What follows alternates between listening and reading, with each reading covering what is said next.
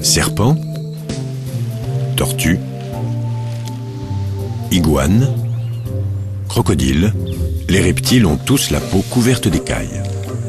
Cette caractéristique présente notamment l'avantage de les protéger du dessèchement, quel que soit le milieu dans lequel ils vivent.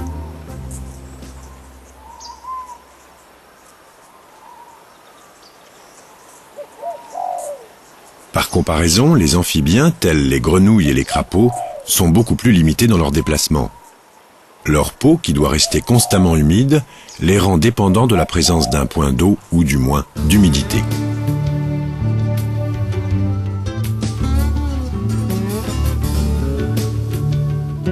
Les écailles présentent d'autres avantages.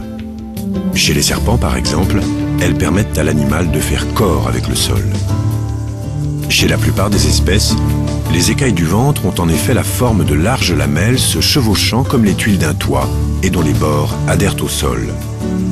Une particularité qui facilite grandement la reptation.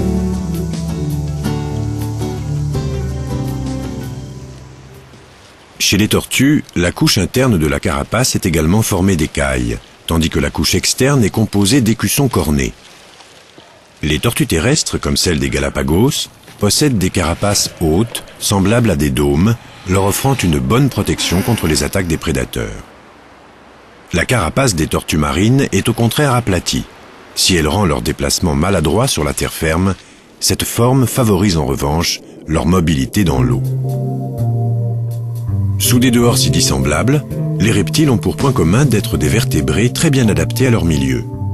Ainsi, la morphologie des crocodiles est en parfaite adéquation avec leur milieu aquatique.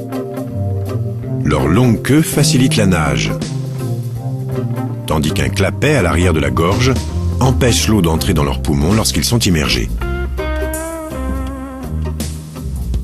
Quelques reptiles terrestres sont bien acclimatés à la vie dans le désert, à l'instar de ce petit iguane, paradoxalement appelé crapaud cornu.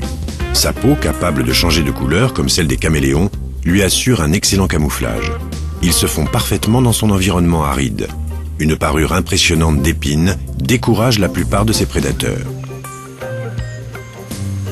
Animaux dits à sang froid, les reptiles ont en fait une température qui varie en fonction de celle du milieu externe. Et lorsqu'ils se chauffent au soleil, elle est souvent plus élevée que celle des mammifères.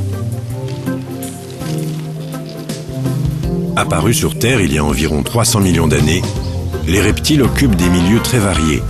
Quelques 7000 espèces différentes peuplent les régions chaudes et tempérées de la planète.